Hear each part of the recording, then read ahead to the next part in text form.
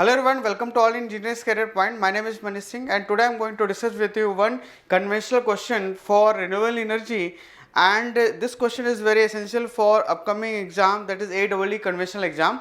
तो दोस्तों जिन्होंने इस एग्जाम को क्वालिफाई किया है, प्री एग्जाम क्वालिफाई किया है, first of all congratulation to all of you. And next stage के लिए अब आपको रेडी हो जाना है, कन्वेंशनल की प्रिपरेशन करनी है and this is a very crucial stage. अगर आप यहाँ पे बेहतर प्रिपरेशन करके आते हो तो बहुत कम बच्चों में यहाँ पे कंपटीशन होता है और यहाँ पे स्टेप मार्किंग भी होती है। आपका लिखने का तरीका, स्किल राइटिंग अगर आपकी बढ़िया है, अगर आपको प्रॉपर आंसर्स पता है, उनको लिखने का तरीका पता है, अगर कहीं ना कहीं ये सारी चीज़ें आप प्रैक्टिस करते हो, क्योंकि प्रैक्टिस करना पड़ेगा। मोस्टली स्टूडेंट क्या करते हैं कि सिर्फ रीडिंग लगाते हैं और डायरेक्टली एग्जाम में अपीयर होते हैं, correct.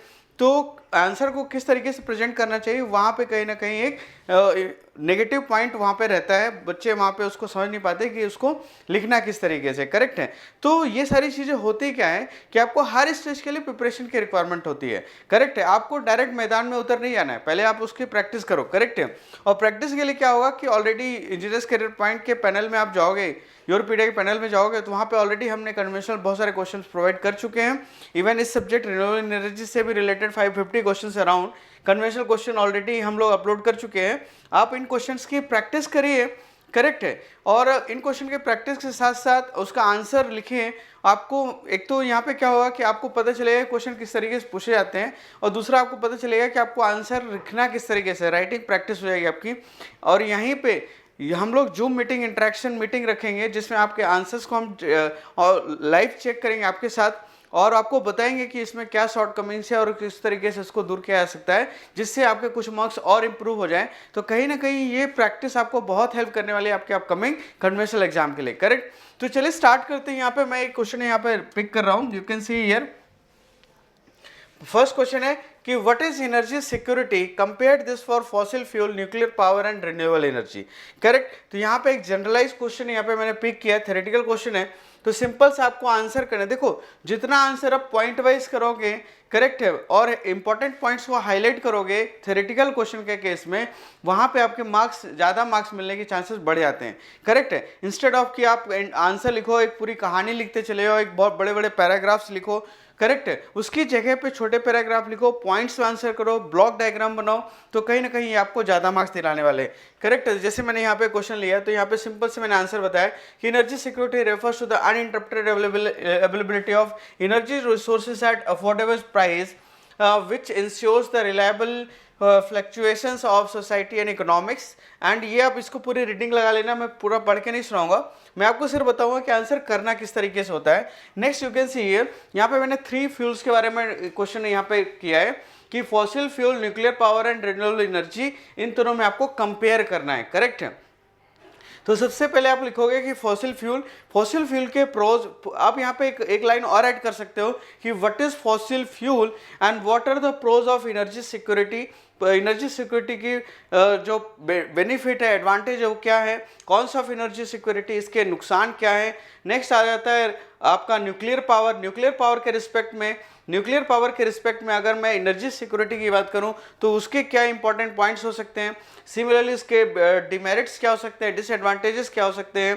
And then if I talk about with respect to renewable energy, तो रिन्यूएबल एनर्जी के रिस्पेक्ट में एनर्जी सिक्योरिटी किस तरीके से क्रूशियल रोल प्ले करेगा, उसके एडवांटेजेस क्या होंगे, यहाँ पे आपको कुछ पॉइंट्स मेंशन करने हैं, देन उसके कुछ यहाँ पे नेगेटिव पॉइंट्स बताने हैं। तो इस तरीके से हम कंपैरिजन कर सकते हैं कि जो आपके पास फॉसिल फ्यूल है, न्यूक्लियर एनर्जी है और रिन्यूएबल एनर्जी है, ये एनर्जी सिक्योरिटी में कैसे एक इम्पैक्टफुल रोल प्ले कर सकता है, करेक्ट है।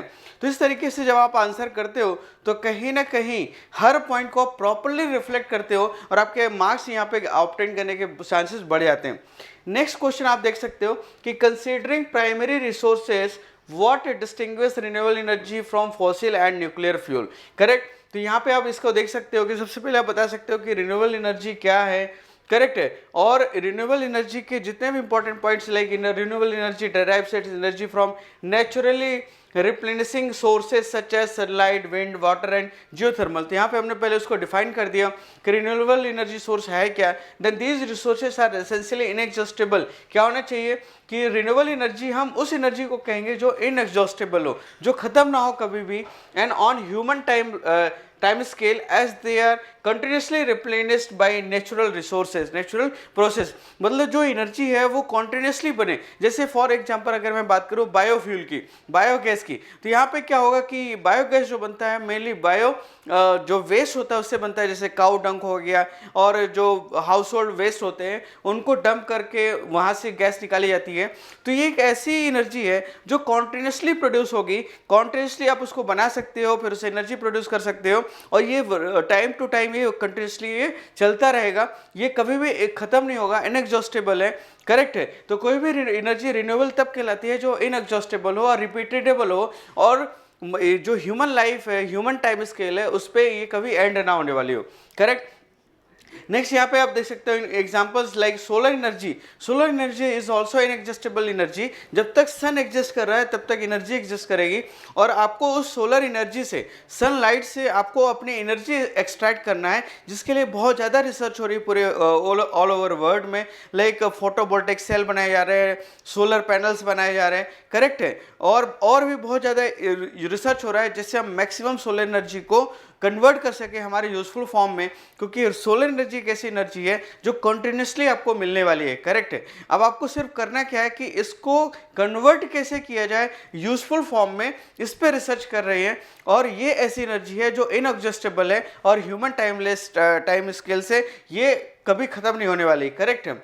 And renewable sources are suitable and environment. और एक और यहाँ पे इंपॉर्टेंट पॉइंट होना चाहिए कि जब भी आप रिन्यूएबल एनर्जी के बारे में बताओ तो याद रखना, it should be sustainable and it should be environment friendly. And आजकल बहुत ज़्यादा बात करें हम सस्टेनेबल डेवलपमेंट पे, तो जो एनर्जी का एक्सट्रैक्शन है वो सस्टेनेबल होना चाहिए। फॉर एग्जांपल अगर मैं यहाँ पे देखूँ कि आजकल बायोडीजल बनाया जा रहा है, इथेनॉल ब्लेंडिंग की जा रही है। इथेनॉल जो प्रोड्यूस होता है मेनली वो शुगर केन से मिलता है। करेक्ट है। तो यहाँ पे ऐसा नहीं करना है कि शुगर केन से आप इतना इथेनॉल निकाल लो कि फूड चेन जो सप्लाई चेन है वो डिस्टर्ब हो जाए। तो आपको उसको बैलेंस करते हुए एनर्जी को प्रोड्यूस करना है। तो इस तरीके का जो डेवलपमेंट होता है जिसमें फूड साइकिल डिस्टर्ब नहीं हो रही है, ह्यूमन वैल्यूज डिस्टर्ब नहीं हो रही है, कॉस्ट अननेसेसरी इंक्रीज नहीं हो रही है।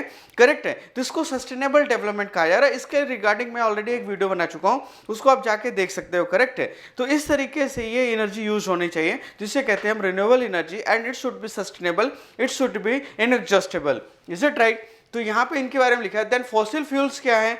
फॉसिल फ्यूल्स क्या आप थोड़ा सा यहाँ पे डराइव कर सकते हो कि fossil fuels are derive from organic matter that has undergone millions of year geological process. मतलब फॉसिल फ्यूल बना कैसे है कि बहुत सारा जो जियोलॉजिकल वेस्ट था, या जियोलॉजिकल समझो, या जैसे प्लांट्स हो गए, ट्रीज हो गए, ह्यूमन लाइफ हो गई, और ऐसे बहुत सारी चीज़ें थी जो ज़मीन के अंदर दब गई, और जियोलॉजिकल प्रोसेस के थ्रू वो कन्वर्ट होके फ्यूल में कन्वर्ट हो गया। उसी फ्यूल को हम कह देते हैं fossil fuel, and that fossil fuel is further use for producing heat and for generation of electricity etc. Correct. And you can see here, अगर मैं इस कैटेगरी में बात करूं कि कौन कौन से फ्यूल आते हैं, then obviously you can see here coal, oil and natural gas. These are comes under fossil fuel category. and ये fossil fuel जो होते हैं ये एक limited resources है, और डे बाई डे ये एग्जॉस्ट हो रहे हैं, डे बाई डे ये रिड्यूस हो रहे हैं, खत्म हो रहे हैं। ये इनकी क्वांटिटी बढ़ नहीं रही, इनको बनने के लिए मिलियंस ऑफ ईयर्स लगते हैं, जो कि ह्यूमन लाइफ के रिस्पेक्ट में देखा जाए तो बहुत ज़्यादा ये लाइफ स्पैन है। करेक्ट है। तो कहीं ना कहीं ये एग्जॉस्टेबल नेचर के होते हैं, लिमिटेड रिसोर्सेज हैं, तो इनका जो यूटिलाइजेशन है, इसका मतलब ये नहीं होता है कि अगर आपके पास अभी अवेलेबल है तो उसको अनलिमिटेड यूज करो। करेक्ट है। आपको यूज जो करना है वो इस तरीके से यूज करना है कि आप भी उसको यूज कर सको और आने वाली जनरेशंस के लिए भी वो फ्यूल अवेलेबल रहे। इसका मतलब है सस्टेनेबल तरीके से उसको यूज करना है। Is it right? Next, resources are finite and non renewable in nature as they are extracted from the underground reservoir and cannot be replenished with human time scale. Human time scale जैसे मैंने बताया कि 1 million से ज़्यादा time span लगता है, जो कि ह्यूमन लाइफ स्केल से अगर आप देखोगे तो बहुत ज़्यादा है। हमारी लाइफ कितनी है? जो एवरेज ह्यूमन लाइफ है अराउंड 70-80 ईयर्स होती है। करेक्ट है। करेक्ट। उसके बाद अगर इससे मैं कंपेयर करूँ तो 1 million is a very huge time span. Is it right? Next, fossil fuels are major contributor to air and water pollutant. Yes, this is the one of the major demerit of this fossil fuel, क्योंकि ये majorly ये air को pollute करते हैं, water को pollute करते हैं, correct है। तो मैंने आपको क्या बताया कि जब भी एनर्जी की बात करूंगा तो सस्टेनेबल होना चाहिए, और सस्टेनेबल क्या होता है, जो इन्वायरमेंट फ्रेंडली होना चाहिए, जो फूड साइकिल को डिस्टर्ब ना करे, ह्यूमन लाइफ को डिस्टर्ब ना करे, ह्यूमन लाइफ के इन्हांसमेंट के लिए बात करे, उसकी लाइवलीहुड को इंप्रूव करे, वो सस्टेनेबल डेवलप होता है, और उसी के बेसिस पे हमें किसी भी एनर्जी को यूज करना होता है। नेक्स्ट सिमिलरली आ गया nuclear fuel. Nuclear fuel is also a very good for source of energy, but yes it is also present in a limited quantity. ये भी अनलिमिटेड नहीं है कि आप उसको कई सालों, कई लाखों, हजारों, लाखों सालों तक यूज कर सकते हो। ये भी एक लिमिटेड रिसोर्स है, तो आपको इसको भी बहुत ही सस्टेनेबल तरीके से यूज करना पड़ेगा। And these are the some important points which is written under nuclear category. So and after at the last यहाँ पे हमने उसकी समरी लिख दी है। तो याद रखना, जब भी आप किसी क्वेश्चन का आंसर लिखो तो आप प्रॉपर्ली उसको एक्सप्लेन करो, करेक्ट है, जो भी क्वेश्चन है उसको प्रॉपर्ली एक्सप्लेन करो, एंड एट द लास्ट आपको वहां पे कंक्लूड करना होता है, उसको समराइज करना होता है। तो this is the right way of writing any conventional question, correct. तो चलिए फिर यहीं पे सेशन को मैं एंड करूंगा दोस्तों।